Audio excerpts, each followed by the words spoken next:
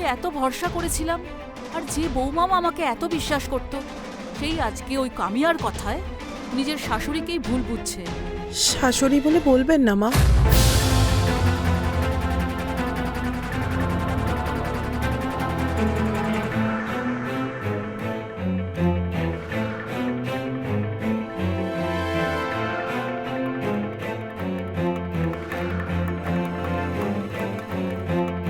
আজও আপনার উপর আমার সেই বিশ্বাস আছে মা। আপনাদের থেকে বড় ভরসা আমার কাছে আর কিচ্ছু না। যে কথা তুমি বিশ্বাস করো না সেটা বলো না।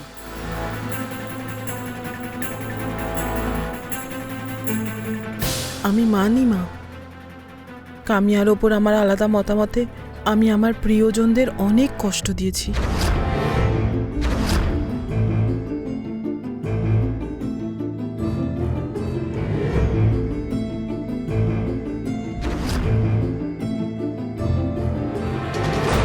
আমি সব কিছু জানি যে কোন পরিস্থিতিতে কামিয়া আমার জীবনে এসেছে।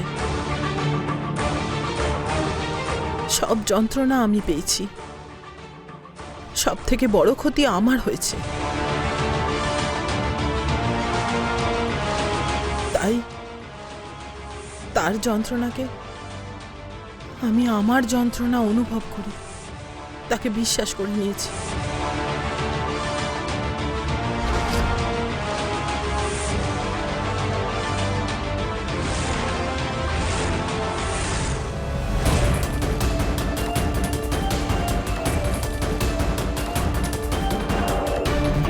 কিন্তু এবার আর নয়।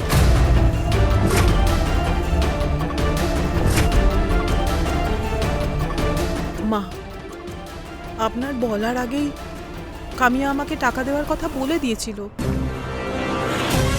আর তার কথা আমি সহজে বিশ্বাসও করেছি। তার কারণ অবিশ্বাস করার মতো সেরকম কোনো কথাই ছিল না। কিন্তু কিন্তু কিন্তু কি দিদি?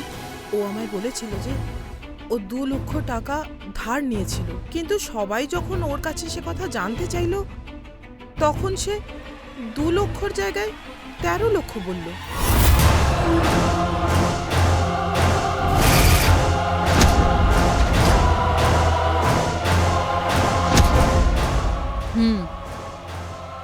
ওর যদি কাউকে টাকা দেওয়ার থাকে তাহলে তো তার পরিমাণটা নিয়ে ভুল করবে না। হ্যাঁ মা, আমি সেই কথা ভেবেই আপনার কাছে এলাম। আমার মনে হচ্ছে কিছু নিশ্চয়ই গন্ডগোল আছে, সে আমাদের থেকে কিছু লুকোচ্ছে। ভগবান অনেক বড় লোক দিদি। যাই হোক, তুমি আমায় বিশ্বাস করলে আর বুঝতে পারলে যে আমি তার বিষয়ে যা কিছু বলেছি মিথ্যে বলিনি। হ্যাঁ কুন্দন, আমি তোর কথায় একমত।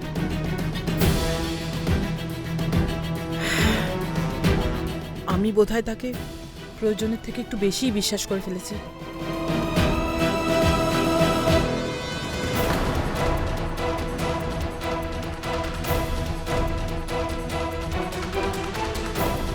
আর এবার সময় হয়েছে তার ব্যাপারে ভালোভাবে জানার, আরো গভীরভাবে জানার।